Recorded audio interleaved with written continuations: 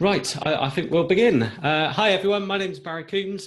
Thank you very much for joining us this afternoon to catch up on Define Tomorrow, the Computer World event that happens at least once a year, normally in the southwest around Bristol area. I think it was the 19th of October, so nearly a month ago the event took place. I'm joined today by Anthony Charman. Anthony, do you want to just introduce yourself? Yeah, my name is Anthony Charman. I work for ComputerWorld. I look after the Southwest region from a kind of sales and business point of view. So yeah, Barry's asked me to join him to kind of give you a bit of an insight into what we went through and what we learned from Define Tomorrow. Brilliant. Thank you very much, Anthony. So those of you that are joining us, I guess sadly you didn't manage to join us live at the event. So what Anthony and I intend to do over the next hour is just kind of review the key messages that happened at the event, but more importantly, what's going on in the industry at the moment. Obviously, we've had a number of industry events happening this quarter, and VMworld is a very big event for us that really sets the tone for the discussions that we have with our customer going on.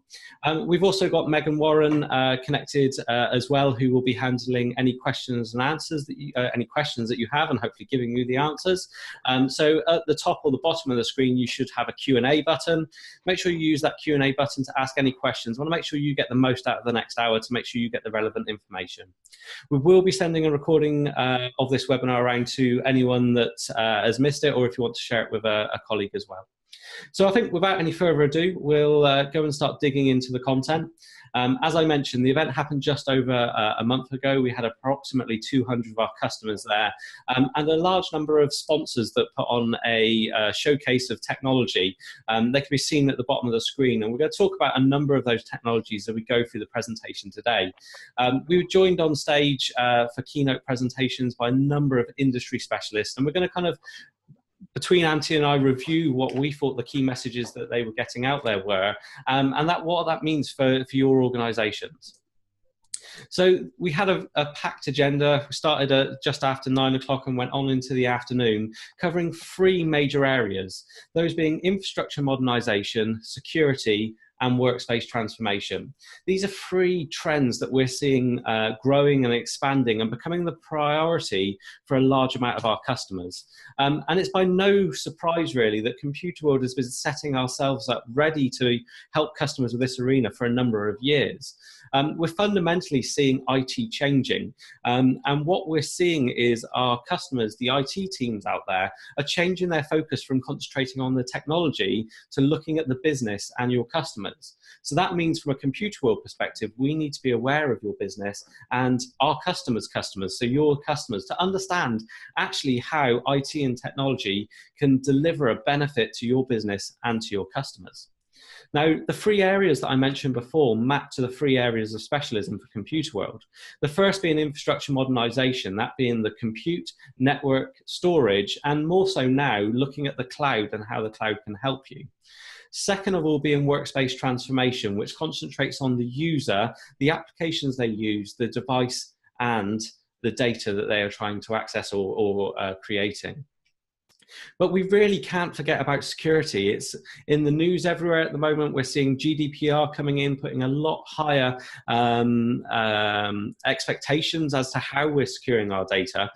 So we can't really forget about security. And whilst it's always been important, it's probably not played the big enough role in organizations, and we're not building security in from the start. It's really been that sticky plaster that you put over something at a later date.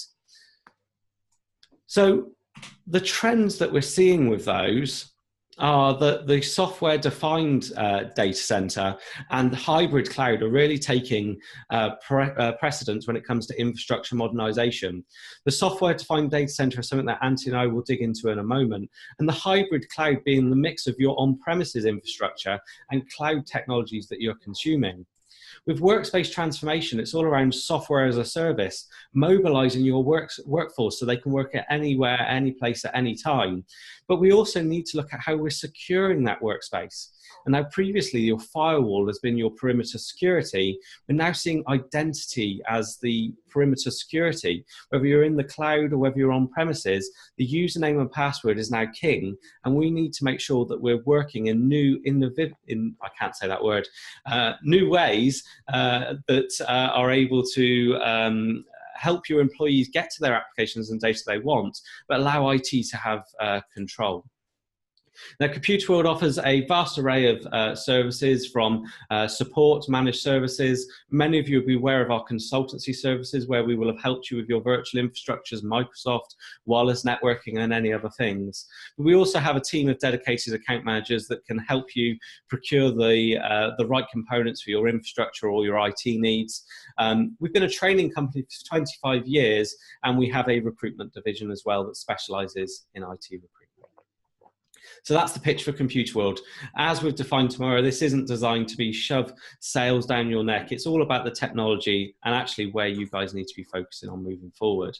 And to help us tell that story, we partner with a number of organizations that help us create full solutions. So we've got our kind of premium partners being Dell EMC, VMware, and Microsoft, but we also then look out for partners that will help us complete the story and fill any gaps that ComputerWorld or those premium partners don't deliver. So we thank those partners for joining us at Define Tomorrow. You hear a little bit more about them today, and if you see a partner there that you've got specific interest in, or would like to learn about their technology, please let myself or Megan know. It's great. It's really good for me to hear Barry selling the business, because that's usually my side of what I do. So great sales job, Barry. I think I could probably fit you in the team somewhere. I need to be careful not to turn into a salesperson, don't I? I need to remain. Yeah. So I suppose on that basis, how I do that and how I ask the rest of the team to do that is we create a number of resources that are not sales resources. They are technical information, us sharing our knowledge with you. If you haven't already checked out definetomorrow.co.uk, I urge you to go and check that. That's where myself and all the pre-sales and post-sales architects at ComputerWorld blog about our latest findings, maybe problems that we've had, how we've solved issues. So go and check that out. One of my colleagues, Ben Evans, recently did a series of blog posts on vSAN, a technology we're going to be covering today. And I personally believe it's one of the best series on vSAN that you'll find out there on the internet. We've also recently launched a podcast, so head over to your favorite podcast app, search for Define Tomorrow, and hopefully that's going to be interesting content that will help you fill in your journey to work. And finally, check out ComputerWorld Group on YouTube. We've got over 100 videos there about us talking about technology, demonstrating technology to help you guys identify ways to better serve your business. I would say the whole of the event was covered by a video team, a professional video team, and the majority of the things that we're talking about, you can see the full length keynotes and presentations on that YouTube channel.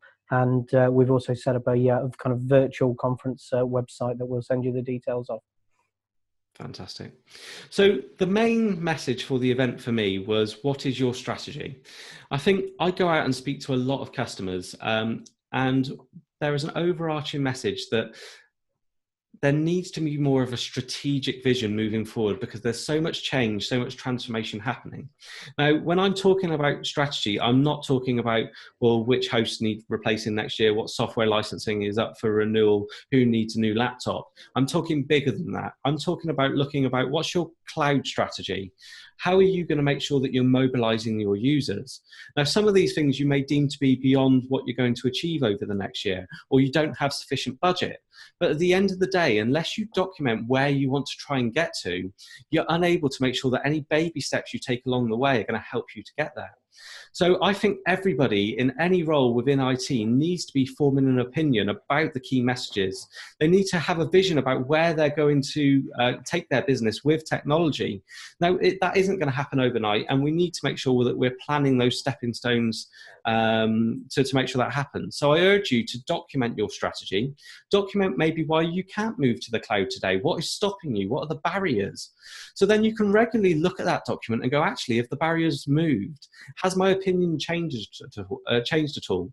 And I hope over the course of the next hour, and if you watch some of the content back, we're able to give you a little bit of information as to what should be in that strategy, or maybe help change your mind a little bit. So everybody, what is your strategy? We held an event yesterday on workspace transformation, and one of the Define Tomorrow attendees approached me and said, I've started to work on a strategy, and that's why I'm here today. I want my users to be able to connect from anywhere at any time on any device, and that's what I've set as a key goal for me to achieve. So he was attending yesterday an event on workspace transformation to help him identify ways to do that.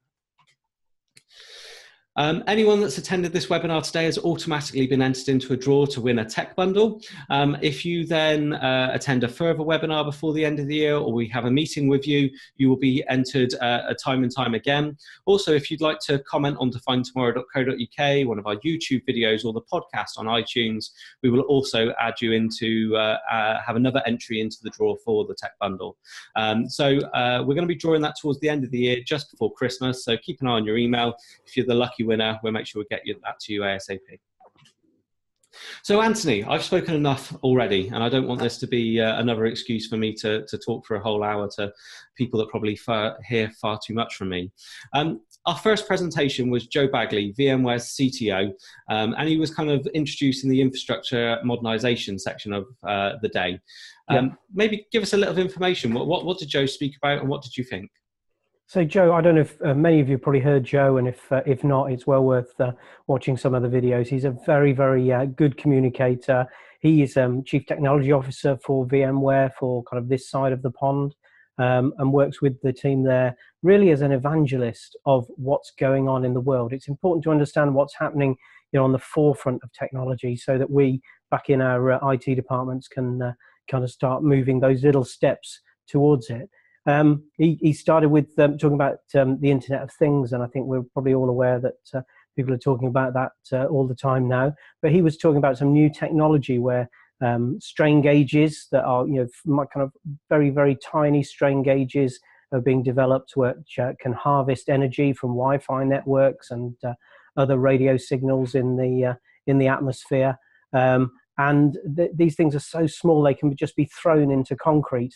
And the ones that survive when the concrete's cast into bridges and buildings and things like that, when they've harvested enough power, can wake up and just communicate what they know, what strain they're under. And that kind of technology is changing the way in which things are done in civil engineering. But the main thing they're doing is creating vast amounts of data. We talk about, when we plan some storage growth for people, we'll say, oh, maybe you'll have a 20% increase year on year, maybe it'll be 30 or 40. I think we probably vastly underestimate the amount of data that we're going to be dealing with in the future, especially when the Internet of Things really kicks in. That took him on to the next subject, which he was covering, which was edge computing and the importance of edge computing. We've gone through this phase in IT, so we've gone from mainframes out to PCs, back into big server rooms, and back out, and now we're talking about cloud. He gave an example of something like Alexa. So, there's not a lot of computing power in an Alexa unit. What it does is record your voice, send it off to the cloud, interpret it, and send that response back to Alexa, so it can automate things around your house and search for things for you. Now, I don't know if people have got Alexa. If you haven't, then it's well worth, as a technology person, investing in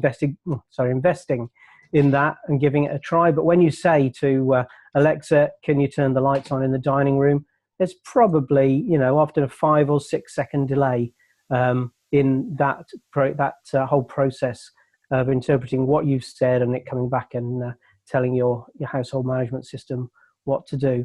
Now, Joe made the point that there's no place for that in a driverless car. There's no point in a driverless car sending all its information back to the cloud, waiting 6 seconds before it comes, sends a message back to the car and says, can you put the brakes on, please? You're about to hit something. So there's this great, this new kind of area of computing called edge computing, which is going to work seamlessly with the cloud, but is going to provide computing power, very high-powered computing in the right place at the right time with the right response times. And he kind of drew on that point to say, look, we are going to always end up in some kind of hybrid environment where we've got a local device providing local computing power, and we've got access to central or cloud-based devices, which are going to be doing what they're best at.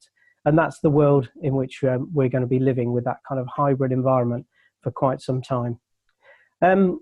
It was, it's always good to see those examples of things, and to hear about the future. But what he had to say about today and our jobs in IT at the moment was really that we need to be moving from being people who provide and support infrastructure for our businesses to people who are working with our businesses to provide competitive advantage. And the key thing is automation within your infrastructure, being able to manage your infrastructure, having the appropriate things in the cloud so that infrastructure element is managed for you, and having the appropriate tools on site to enable you to manage your environment, and so you're not spending all your time firefighting. And that's really where the software-defined data center in all of its elements kicks in. And Barry's just going to take us through really the next section that we covered, which was the software-defined data center, what it is, and the key elements and how it's developing. So over to you, Barry. Brilliant. Thank you very much there, Anthony. And as you say, I think Joe's presentation was absolutely fantastic, and he always kind of gives you that vision of the future. But it is all about actually how does that relate to me today? And whilst we are looking at an era of Internet of Things and then move into the cloud, and then the cloud maybe starting to come back a little bit with edge computing, we need to kind of look at and how we're going to be dealing this within our organizations. And from VMware's perspective, this is where the software-defined data center comes in. It's all about being able to simplify what you're doing to allow you more time to be able to be looking at your strategies, to be looking at the cloud, to be looking at workspace, to be looking at security, and also to be mobilizing those workloads. Today, if you were to move your virtual machines to the cloud, you'd probably lose storage policies, you'd lose firewall configurations, because they're all reliant on hardware components inside your data center. So the software-defined data center expands on what you've already been doing when it comes to virtualization of servers by looking at storage and network and the automation and orchestration tools around it to allow you to have a more fluid infrastructure that can be more mobile, and it could be easier to manage and maintain. Instead of having disparate systems to manage and maintain, we have very, very simplified solutions that can be managed at a click of a button. Now, this is all about abstraction at the end of the day. What we've done with our server workloads is we have moved those physical servers to virtual machines and allowed us to abstract the hardware so it can move over and above that. And actually moving your virtual machine to the cloud isn't that difficult because of that layer of abstraction. But when it comes to your network, there is a reliance on a piece of tin, be it the firewall, the load balancer, the switch, the router, and we need to have a look at how we can abstract that to a virtual network. And the same goes with storage. We've got big monolithic SANs that have storage policies, whether that's to do with performance, data protection, snapshot, and replication. But again, if we want to move those workloads and manage and maintain them, it has quite a high overhead. So we need to, again, abstract that to a virtual layer. Now, this isn't all just virtualizing for the sake of virtualizing. This actually has benefits to allow those mobility, to allow enhanced security and ease of management. Now, obviously, VMware's vision is very mature. This isn't something that they've just stumbled upon, but I think what we saw at VMworld this year is this is really starting to come together. VMware's version 6.5 of vSphere has now been around for some time. I think update 2 was released recently, or at least update 1, sorry, was released recently. So it's a very mature hypervisor, and VMware are really setting this up to be the kind of the foundation stone for your software-defined data center. And we're going to come to that a little bit more in a moment. But second of all, we've got vSAN. vSAN is now a mature technology. It's a number of iterations in. It has technologies such as encryption and the ability to do hybrid or flash configurations. And finally, networking with NSX is one of VMware's fastest growing technologies, more so than vSphere itself. So Barry, I'm going to ask you a question there. Please do. Really, you've just had the pleasure of going to the States and to the Storage Field Day, talking about big storage and big appliance-based storage. How much longer am I going to be buying a SAN in a box? You know, is there still a place for that technology? There's certainly still a place for a SAN. You've got to have a look at the reasons why people purchase storage, and there's many different reasons people buy storage. I think if your primary use case is virtualization, then hyperconverged technologies make sense on a number of different reasons. You're getting the storage closer to the compute, so you're able to lower latencies. It's a lot easier to manage. But clearly there are other reasons that people consume storage for big analytical-based systems based upon Linux, for feeding big monolithic cloud-based databases and systems and things like that. So certainly if you're looking at petabyte scale, if you're looking at sub or microsecond based latency for an analytical based system, there's always going to be a place for that shared storage. It's about the right technology for the right use case. And I think what we're seeing with virtualization is hyperconverged is the way forward, and we're bringing the storage from that monolithic storage device back into the host now and creating a virtual storage device over and above it. Thanks. So if we kind of have a look at the ways that our customers are doing that and how we're achieving that, you can go out there and you can maybe add disks, flash and spinning disks to your existing hosts and purchase some vSAN licensing with the bring your own option. Now, realistically, the majority of customers aren't doing that. It adds complexities around the hardware compatibility, and it also adds complexities around support. So we find most customers are looking at moving to a hyperconverged model when it's time to refresh their infrastructure. Now, we have two ways of doing that. If we go and have a look at a vSAN ready node configuration, that is a configuration that has been pre-validated by a manufacturer such as Dell EMC and will be fully supported as if it is a vSAN ready node solution. But actually, there is turnkey appliances as well. So we've got the VxRail solution by Dell EMC. This comes fully configured out of the box. You can actually have it in your rack up and running within 15 minutes. And then moving on from there, any additional hosts that you add are able to be automatically detected and configured, and they're able to be upgraded from one version of vSphere to another at a click of a button. More so, Dell EMC are managing that whole infrastructure. So they will manage the virtualization layer, they manage the storage and the host itself. So this by far is the kind of the premium option, the option that takes the most burden away from you, that allows you to concentrate on everything else rather than the spinning disks. So we said before, where do we get started? How do we start on this journey to the software-defined data center? And vSAN and NSX are the logical next steps. But the first thing to do is make sure that you're on vSphere 6.5. A lot of these technologies will rely on 6.5 to be at the latest and greatest version to allow you to have the full functionality. It's been released for more than a year now, and as I mentioned, update 1 is now available. And even if you have support and subscription, there's no cost for you. So it's going to be minimal disruption and cost for you to get up to the latest infrastructures. There's also been a number of large improvements, such as the user interface. The web interface is now a lot better than ever before. We've got the starting of a HTML5 interface that you will probably be using on a day-to-day basis rather than the old Flash interface. And the vCenter appliance now, which is the way that we're moving towards rather than the Windows vCenter, now has integrated components such as VMware Update Manager. So it's a lot simplified, it's a lot easier to use, and it will allow you the functionality to bolt on those other bits of the software-defined data center.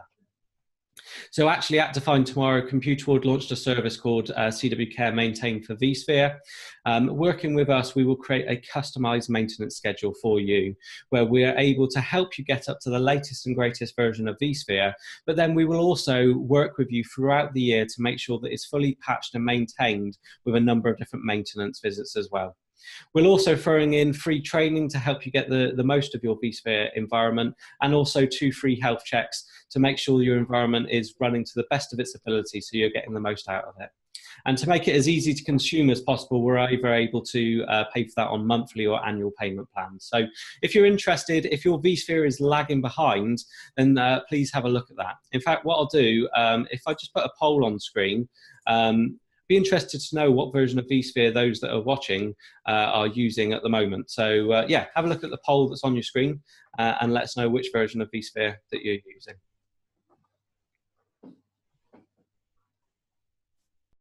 Fantastic. Just a few more minutes for anyone else. There we go. So that was really interesting, actually. The vast majority of you are a couple of versions away from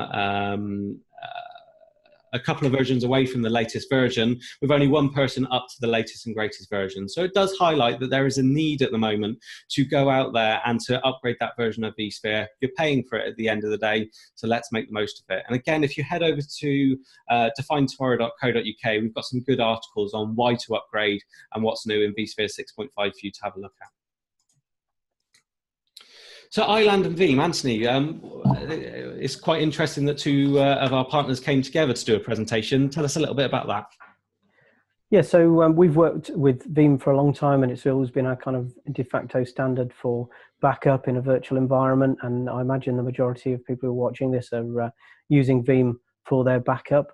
Iland is an organization that we've come across more recently, probably in the last 2 or 3 years, who are a cloud service provider, a VMware kind of authenticated or accredited cloud service provider.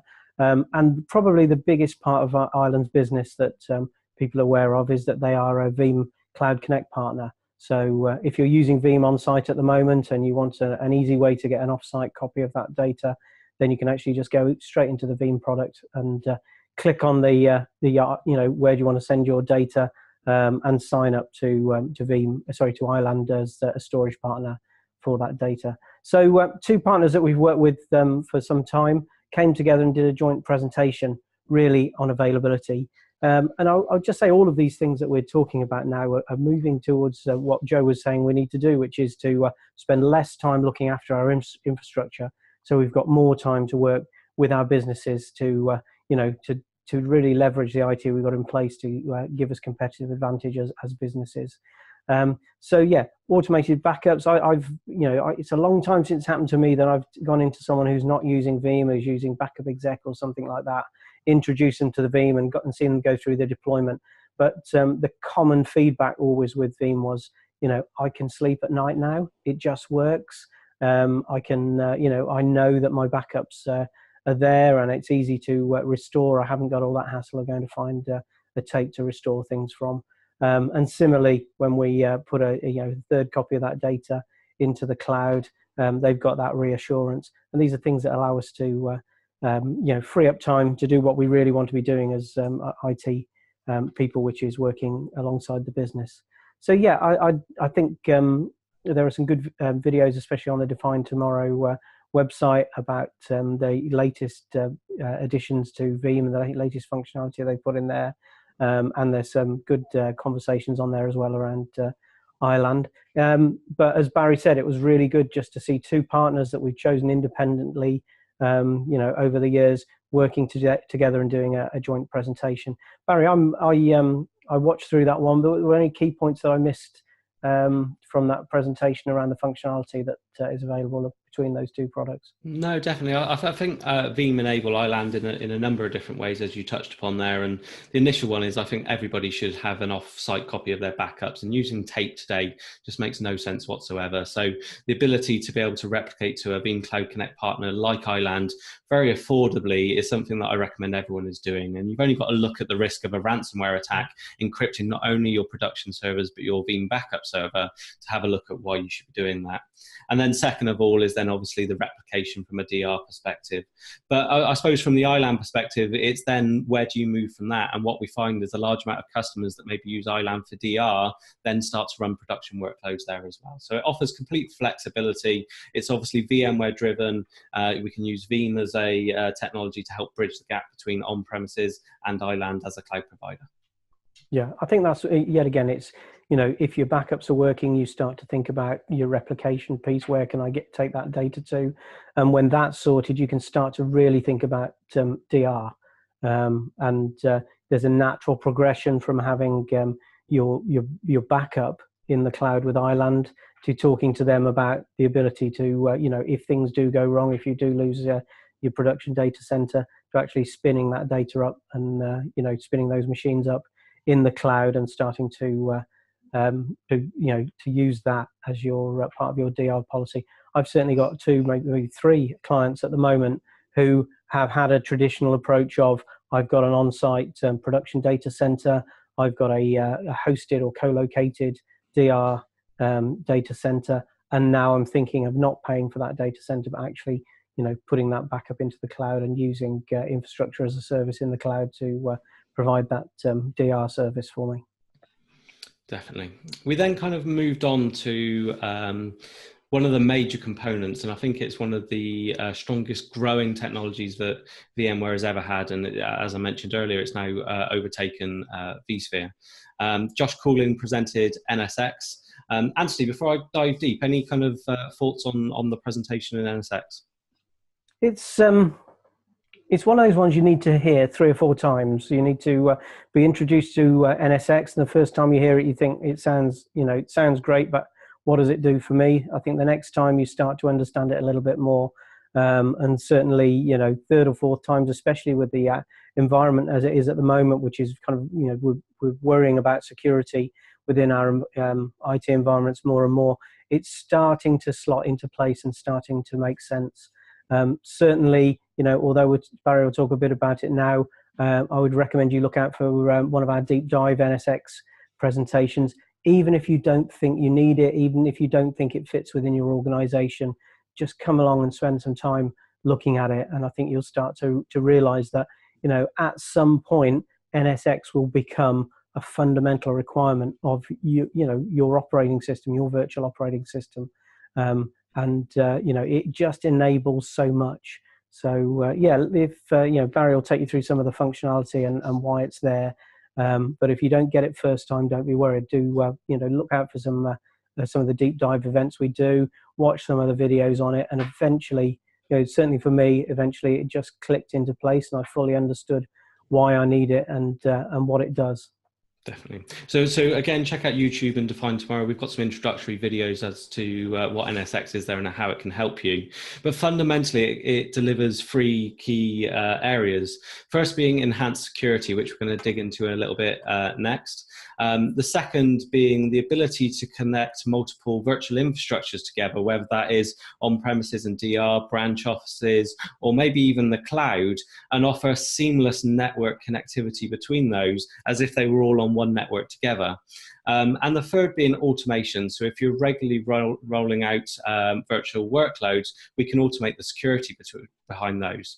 So going back to what we said earlier, it's all about abstraction. We need to stop relying on hardware appliances to deliver security, such as firewalls, load balancing, routing technologies, and we need to bring those closer to the hypervisor to improve flexibility and improve performance. And this is what NSX is all about. Now, we're all aware of the increased risk.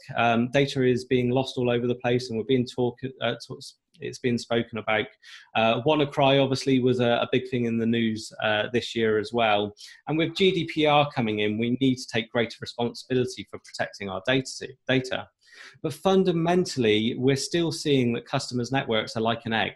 Now, what do I mean? Now, this is a saying that I think Joe Bagley or it was Ed Hoppett, one of those guys kind of started coining the phrase that our network was like an egg. And that effectively means that the outside of our network is protected by a firewall that we've probably invested quite a lot of money in, and it's actually quite secure. But actually, once we manage to get past that outside barrier and you're then on your network, people have the right to roam. They're able to walk wherever they want inside that infrastructure and go wherever they want. And that's seen quite often when it comes to ransomware attacks, that effectively one machine ends up being exploited via social engineering or by other means. And then all of a sudden, machine upon machine is then affected by that ransomware outbreak. So we need to change fundamentally the way that we design our networks. And VMware also speak about, is it a castle or is it a hotel? Which one is more secure? And the answer is normally, well, the castle's more secure because we've got a drawbridge, we've got tall walls, we've maybe got some cannons on top of it, whereas the hotel, I can just walk in there. But actually, if you think about it, you walk in, you check in at reception, you get given a key card, which will then give you access to the lift, individual floors, the room on that floor, and then maybe even the hotel safe. So actually, there are many different layers of security in a hotel.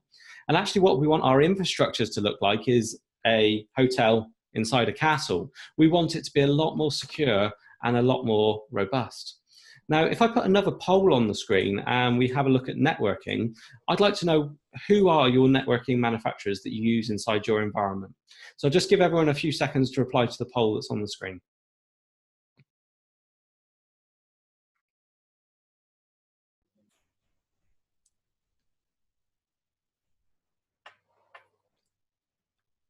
Fantastic. Thank you ever so much. So as I look at the poll results, you can see that the majority of people selected Cisco, HP or Dell as their network manufacturers. Only one person selected VMware as one of their networking partners.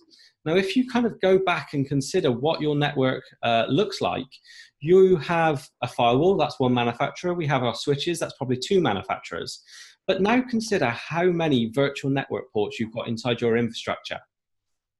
Now, it probably far surpasses the amount of physical ports today you have in your infrastructure, or is at least equal to that. And actually, what we need to realize is VMware is probably one of our biggest network manufacturers, but we're not recognizing it as an area that we need to manage, maintain, and secure. We need to have a look at technologies like the VMware Distributed Virtual Switch that give us an insight into the network, that give us the ability to manage and maintain it properly. But we also need to look at how we secure and enable it. Now, looking at this diagram that we've got on screen, I'm just going to change to a pointer. So what we can see is in this infrastructure, if this virtual machine wish to talk to this virtual machine, even though they're on the same ESX host, it's having to come down via one port group to the virtual switch, to your switching, maybe to your routing layer, and then it's then going all the way back up to the virtual machine that's on the same host. Now that's a hell of a long way to travel when all we need to do is actually do this. And this is what NSX is all about. It's about putting those important network technologies at the hypervisor level, layer to allow you to deliver security and networking at the hypervisor layer. So if we have a look at how NSX does this, so what we want to be able to do is we want to be able to introduce firewalls between each of our workloads. Now, trying to do that in the physical world simply wouldn't work. We'd have to buy many different firewalls and it'd be very difficult to manage. But what NSX does is it's able to introduce rules that are based upon the virtual machine name, not the IP address, not the typical way that you used to managing security on your network, where we're able to say who is able to speak between one virtual machine to another. So if all of a sudden one of your virtual machines gets exploited, they can't then just pass the ransomware, the virus, onto the other machines inside your network. So this is one of the main reasons that NSX is increasing so much. This technology is called micro-segmentation. So I highly recommend you look into it a little bit more. And as Anthony mentioned, have a look for one of our experience days that we try and run once a quarter to dig a little bit deeper into VMware NSX. So Anthony, moving on again, and a nice segue really between infrastructure and security, NSX there. We had, I think, one of the most popular speakers there who was Jamie Woodruff. He's one of the UK's leading ethical hackers. What did Jamie speak about? What I would say to start with, the way in which he spoke was fantastic. He was, his comedic timing was brilliant. The way in which he interacted with the audience was kept us all on our feet, especially as this was one of the last presentations before we headed into the food. It was one of the presentations that I was disappointed when it finished, rather than I wanted to hear more about it. And it really, although he is a certified ethical hacker and will know his way around an IP packet in great detail, he didn't really talk about the technology very much. He talked about security as a kind of holistic thing. And probably one of the slides that was most telling for me was one where he just showed a picture of a house with a massive kind of fortified gate on the front, at the bottom of the garden path, but with a hedge that was, about 6 inches high all the way around the outside. And he just used that to make the point that we often invest all our money in the technology piece, in the firewall piece and intrusion protection, and we don't realize that people who want to get in can walk around the outside and get into the systems without going through the firewall. And it was really about social engineering. It was talking about how you can, he can manipulate people, and people can be manipulated to, give people information to enable them to breach the electronic security.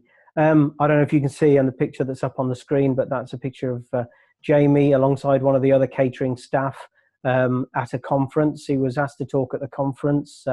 He approached the hotel where he was talking and said, "Look, can I come and work with your catering team for the morning?" before my presentation. So they gave him a badge, they gave him a uniform. He wandered around handing out canapes and drinks to people, chatting with people, and was able to extract vast amounts of information from them about, password strengths, about their IT, what files they're using, where the weaknesses were in their IT systems, just by, exchanging canapes for that kind of information.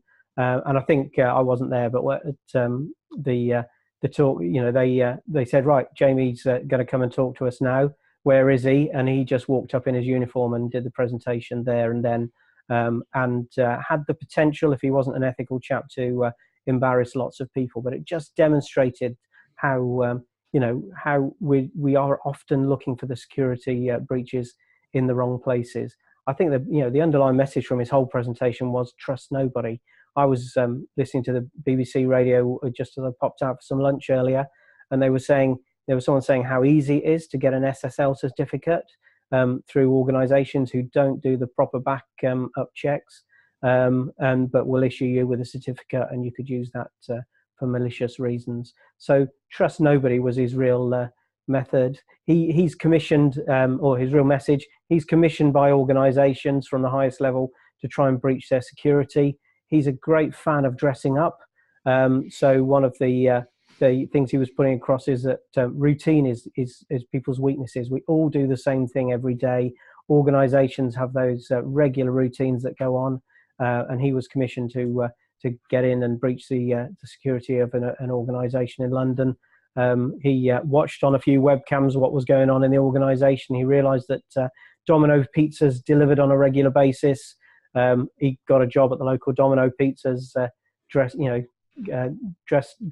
hold of the order, and dressed in his Domino Pizza outfit with his twee little hat, was able to walk straight through security into their offices, and was able to get through all of their security. I think he also said his DHL uniform will take him anywhere.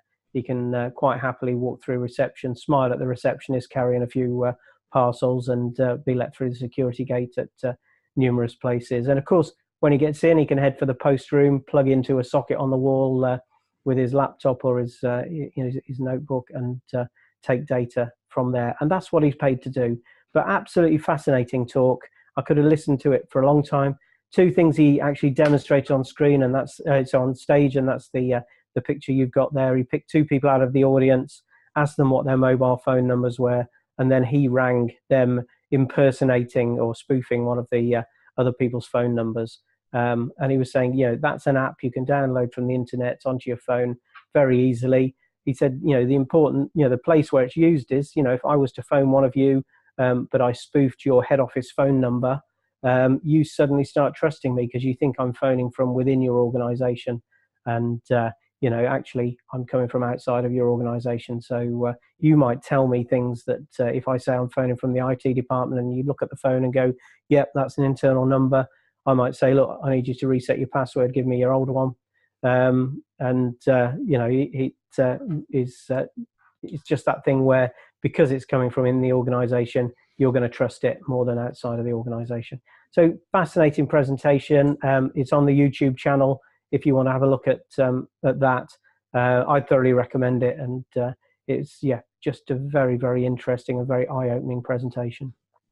Definitely. I think the important thing is go and find that presentation and watch that presentation. I think it'll be a well worthwhile 30 minutes of your life to understand actually how a hacker works and what the risk is. And we were kind of afterwards, and I was kind of following a hacker on stage, which I was a little bit nervous of, helping people understand how to secure their environment after one of the most knowledgeable people in the UK had just been speaking. But effectively, it's all about minimizing cyber risk. And what we always recommend is start with good cyber hygiene. It's looking at the basics. How are you patching your virtual infrastructure, your physical infrastructure, your desktops?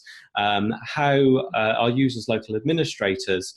Do you have application whitelisting? Is your antivirus configured correctly? Have you reviewed your firewall rules? So first of all, let me put that up as a poll on the screen. Be really interested to understand how are people patching and maintaining, updating their PCs and servers today. So just a few minutes to give some people to vote.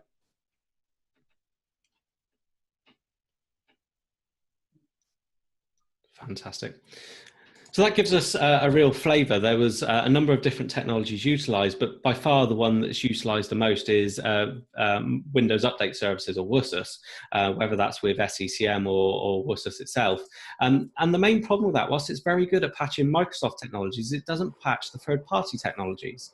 So actually, whilst you think you are doing something to maintain security levels, it's actually a little bit of a false sense of security, because you're not patching out some of the applications that pose the biggest risk. Things like Adobe Acrobat Reader, Flash, Java, maybe a Chrome web browser, any of those things. It's really important that your patching routine should be focusing on all the applications that the users use and where the risk is inside your infrastructure. And the second thing is, actually, are we training our users on how to identify cyber risk? Because at the end of the day, as Anthony mentioned, Jamie's presentation was all around the impersonating the user, or sorry, using the user as the weakest link inside your organization. So again, just a further poll to understand, do you train your users on cybersecurity? A few minutes there just to allow everyone to cast their votes. And again, we've got a mix there with a small amount of organizations saying yes, but the vast majority saying no. And this is really important, that we kind of move to a situation where we're not just looking at the technical requirements to maintain security, we're looking at the personal element, that we are engaging the staff. We've got a technology we'll talk about in a minute as to how we do that at ComputerWorld. And then further, once we've done all that, how can we further minimize risk? Micro-segmentation, as we spoke about, with NSX, is a fantastic way of doing that. But I'd also recommend having a look at segmentation. How can we make sure that our network is further broken up to minimize that attack vector? Now, a vast majority of people will have VLANs configured to allow you to separate users from servers, maybe from printers and from phones. But actually, have you configured an access control list? And without that access control list, then the VLAN is worthless. Everyone that's on the desktop VLAN will be able to see everyone that's on the server VLAN. You get a ransomware attack on one of those PCs, it will probably propagate to one of your servers. So look at the technology you have today and understand how you can make it more secure. And finally, admit that actually there is a chance this is going to happen, and really, really focus on your recovery plan. Those of you that have looked at our podcast, have a listen to, I think it's episode 2 of our podcast, and we speak about how to overcome a cyber attack, how to be better prepared, but ultimately have a look at your DR strategy and make sure you've got a plan in place that is able to help you recover your systems as quickly and easily as possible.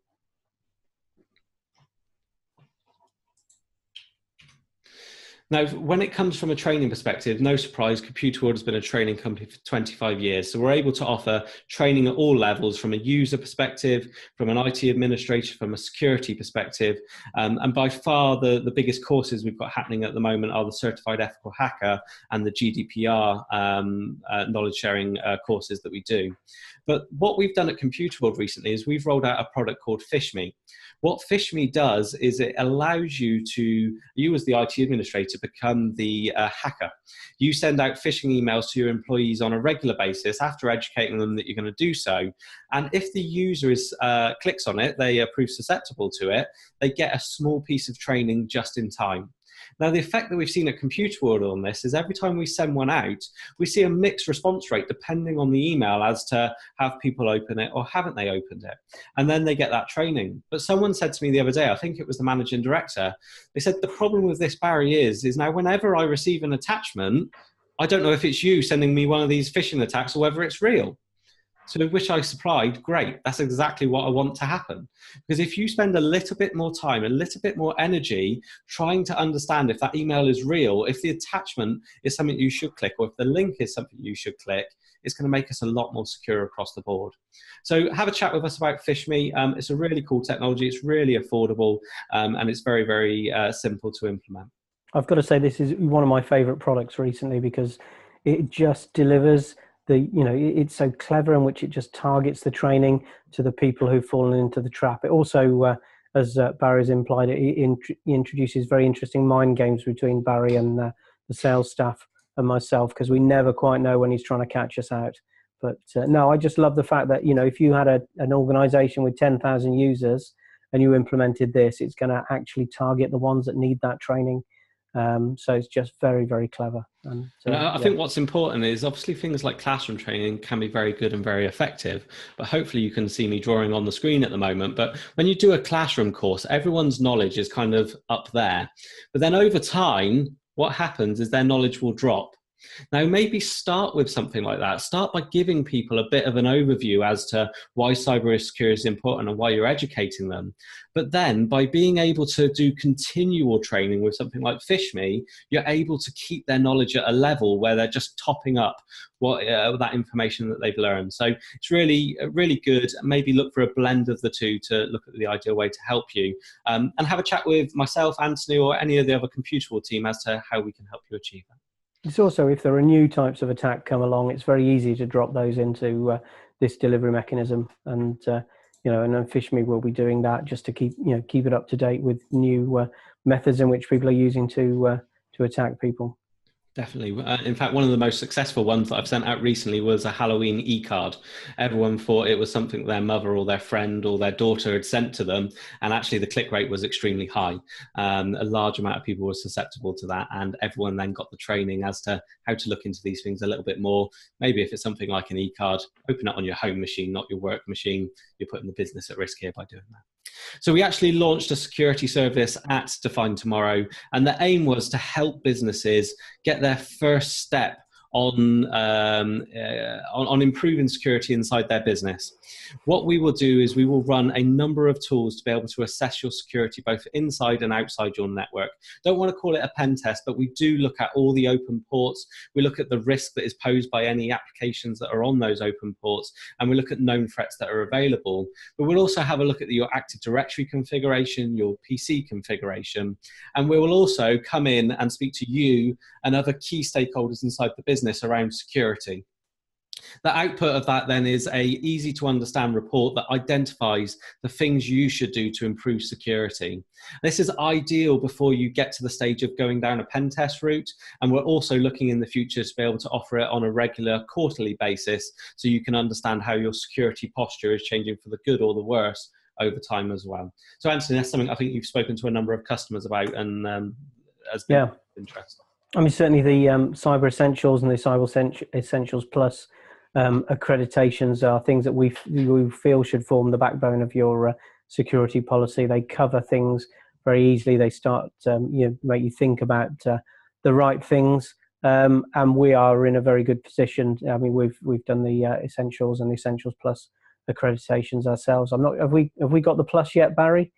No, the Plus we should have very shortly. Yeah, we found some things out there in the auditing process there that we'd not thought of and not got covered.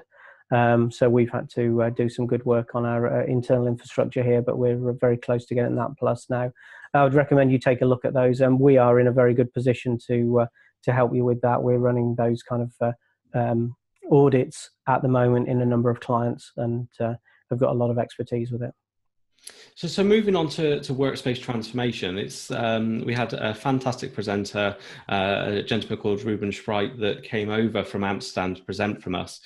He's been heavily involved with the workspace community for a long time, now works for a company called Frame, and it was really interesting to learn a little bit more about that.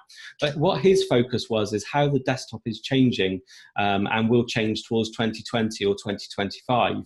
And the overarching message here is if you are still managing your PCs, your laptops, your desktops in the same way that you were in 2010, then your users are probably going off.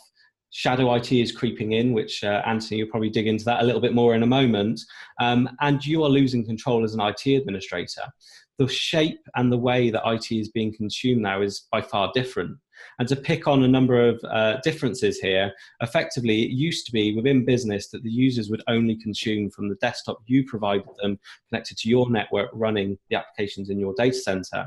Whereas moving forward, and now for many organizations, they're picking up whichever device they want. They're using the applications that will suit them best, whether they're provided from you whether that's on premises or under the cloud, or whether they're downloading them from an app store. And you've either got to have a look at the mass change that's then going to happen in the future with things like artificial intelligence creeping in. The shape of the workspace is changing, and we need to transform as an organization. Yeah, I think Ruben he started off with a kind of congratulations. This is the slowest day of innovation that you will experience in your life, and just really highlighting that fact that you need to be ready for change. Change is happening every day.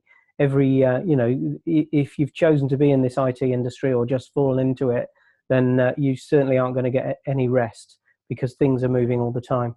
It was re-emphasizing that thing. If you're not doing what you need to do within your infrastructure to deliver applications to the user, anytime, any place, any device, then they will be finding other ways to do that. They will be using their own private drop boxes or using their home PCs for things that you prefer that they weren't doing. So you need to be ready for that change, and to be implementing the right solutions now, or just understanding where you want to be, so you make sure that the money and the steps you take now are going to take you towards that ideal. It also was saying, although everything is changing and everything is moving forward so quickly, don't expect your legacy applications to vanish. Don't expect the Windows applications that you've got at the moment to vanish overnight. He did that, use that old analogy, which is like after a nuclear war, all that will be left will be cockroaches, and he'd modified it from legacy apps to Windows apps. But we're going to have to deliver those applications alongside the new stuff, alongside the cloud-based stuff. And I think what I would say is that VMware's vision and ability to execute in that area is second to none. We're frequently putting in VDI environments into organizations, which are allowing them to deliver their legacy applications, but doing that with things like VMware Horizon and certainly Workspace ONE, which is bringing identity into that, enabling us to deliver those applications alongside modern applications, alongside SaaS applications. It really is a very, very strong message for that end user computing piece that VMware can deliver. Definitely, and it's all about, as this slide that many of you will have seen before, it's about bridging the two worlds from where we've come from, the client server era, to the mobile cloud era where we're heading to. And Anthony and I were discussing before the webinar that actually the users are probably running to the mobile cloud era, whether we like it or not, with shadow IT, them taking it into their own hands and doing it. And the IT administrators are probably still back towards the client server era a little bit more. And it's important that we kind of come together. Now, the users aren't going to come backwards, so we need to take a step forward towards that mobile cloud area, but we can't forget what's going on in the background with those legacy applications. So this was kind of then moving on to as to how do we actually achieve this. And as Anthony's mentioned there, VMware Workspace ONE is a fantastic technology. And this is all about delivering an experience that the users actually want to be able to use. Rather than them feeling they need to go out there and find the applications that work for them, we need to be delivering them applications that they actually want to use to allow us as IT to maintain control and enhance security. So the digital workspace is all around the identity, the devices, the applications, and the data. And we want to make sure that we're able to deliver it in a truly mobile manner. We want to make sure that we're working towards mobile applications while still looking after those legacy applications, and we're enhancing the employee experience. Now, the problem is the way that we've done this up until now using things like group policy or SCCM is legacy. It is based upon those devices being on your domain, on your network, where we're now finding they're a lot more mobile than ever before. But what we need to consider is actually all the devices that the users are using now are now classed as mobile devices. And that's really thankful to Windows 10. Windows 10 was designed from the ground up to be a mobile operating system. I don't mean a mobile phone operating system, because I don't think they've achieved that very well. I mean that it is managed like a mobile phone through a set of APIs. And we saw VMware AirWatch on stage with Microsoft at the launch of Windows 10, talking about how they're able to now manage Windows 10. So that's a really important step that we take forward. And Workspace ONE is about delivering that experience that the users want. They're able to log in with one username and password and get full access to all of their applications with single sign-on. That means from an IT perspective that if you need to block one of those users, you can very quickly and very easily block them from one place. And just go away and think, how would you actually achieve that today? If you learn that one of your employees had gone rogue and you needed to make sure they were blocked from everything they were doing, could you adequately do that? And the answer for most is no, and that's what this really does. So the interface that you're seeing here is the Workspace ONE interface that is available on the web, on your PC, and on any mobile device. It has all the applications that I want to access, including VDI desktops, native applications on the iPhone or Android, or legacy applications, and it's all managed with that single sign-on. And actually, this is what I use on a daily basis. So generally now I'm not using a PC on a daily basis, or a Windows PC. I use my Samsung Galaxy Note 8 as my main device. I run Workspace ONE on it. I can access all my applications. I can connect to a VDI desktop, and then I can put my phone in my pocket and I'll also use it on the fly. And that's all thanks to the technology and Samsung working with VMware and allowing Workspace ONE to be available across the board. And I think an important part of this and being able to access those legacy applications that we all are still using today is around VDI. Anthony, you're speaking to customers quite a lot about VDI. Do you want to kind of talk about some of the use cases without giving too many names away or anything like that as to how we've helped some customers with VDI recently? Yeah, I mean, probably go back to one we did, just to show the difference. The one we did about 3 years ago, or maybe 4 years ago now, was an insurance company based in Bristol. They were really looking at delivering a common desktop across the organization. It was very much just a standard GUI. The driver for that was coming from Windows XP. They needed to get XP out of the organization. They needed to move to Windows 7 when XP went out of support. And when we proposed VDI as a key way, probably the only way to do that within the timescales that were available. So that's one of them. There's about 700 desktops. If you talk to the guys there, and if people are interested in it, if people are looking at VDI projects, I'm really happy to put you in contact with people if you give me a call. The management side of that is, the number of people they need to manage that estate now is significantly reduced. And there are some real benefits, especially around, it's the whole security thing and patching thing, which has become a lot more relevant in over recent months. The fact that they'd chosen VDI to enable them to do their operating system migration has had significant benefits with moving from Windows 7 to 10, and with patching as well. They've only got a limited number of images that they need to patch.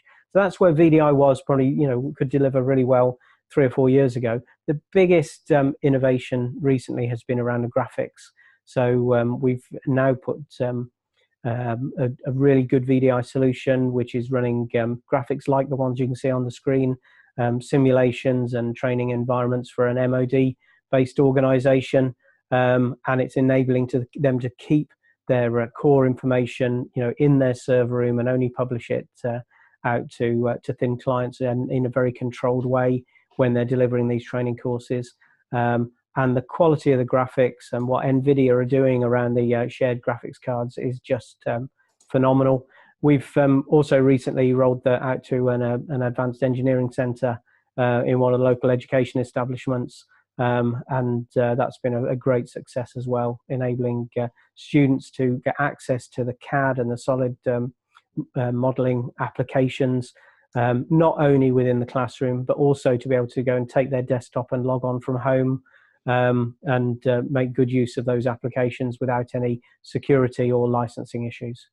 Fantastic. Yeah, VDI has come on so far, so certainly anyone that's looked at it in the past and deemed it not suitable for their use case or maybe too expensive, I urge you to have a look at it again now. I think that's a really key message. Put a poll up there whilst Anthony was speaking, and it's good to see a large amount of people are now moving to Windows 10, but those of you that are still on Windows 7, have a look at Windows 10, start to have a look at the way that you can get from Windows 7 to Windows 10, because it's going to allow you to enhance security. It's going to allow you to have a better user experience. So I think everybody should now be looking as to how they can adopt Windows 10.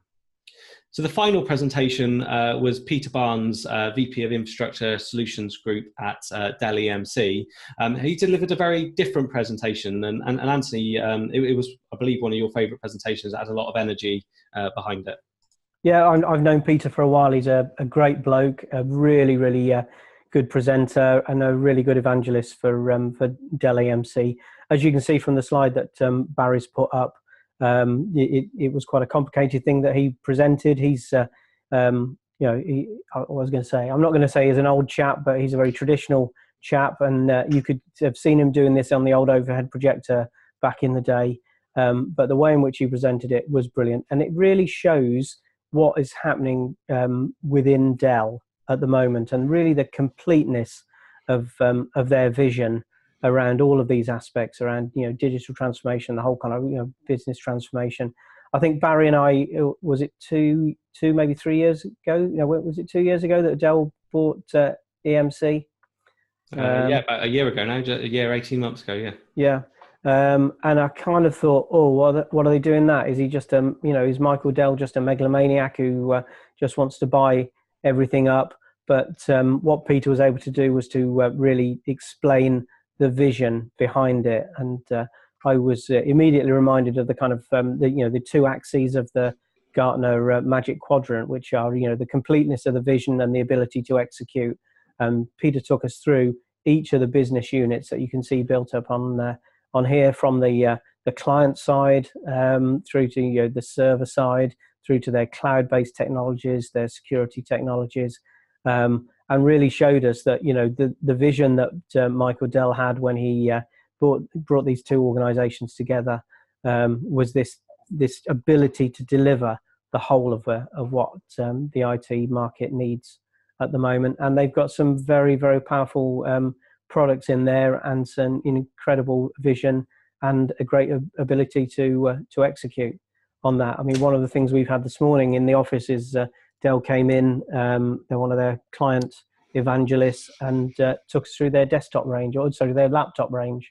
And you know, the completeness of the laptop range is stunning now. And you know, they're just all these little bits that fit together. And I think from Dell, who, I don't know, I remember the days when you used to open the newspaper and everything, you know, all of the little brochures that fell out, where one of them was always a Dell brochure saying, why don't you come and buy a PC from us? They've moved on a long, long way from that. And I know, Barry, you've been away on the storage conference over in the US, which wasn't specifically Dell sponsored, or it was specifically Dell sponsored, but they weren't the only people presenting. But they've certainly got a piece of storage that fits into every area of the market. Definitely. So yeah, they've got a very, very complete vision now, as you say. And when you start to see all these companies come together, they are able to support both sides of that bridge, really, aren't they? That client server era and moving into the mobile cloud era. I think the fact they've got EMC from a storage perspective, they're able to go up higher in the enterprise ever before from a storage perspective. From a client perspective, they obviously acquired Wise a while ago, so they've now got the cloud-based clients.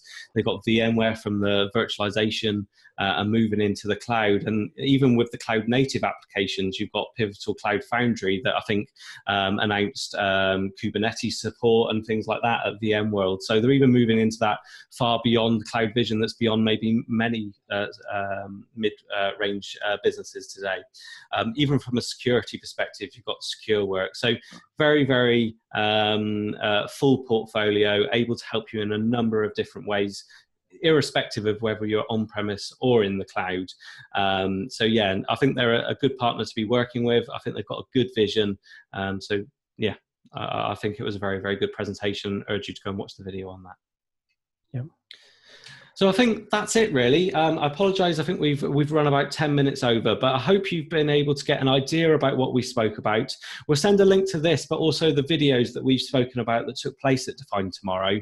And the last thing is, I urge you to think about, what is your strategy? What do you need to go away and do to make sure you're delivering transformation inside your organisation? So thank you ever so much for joining us. Check out the videos, check out definetomorrow.co.uk, go and download the podcast. It's been a pleasure to present to you today. Thank you for joining. Thank you.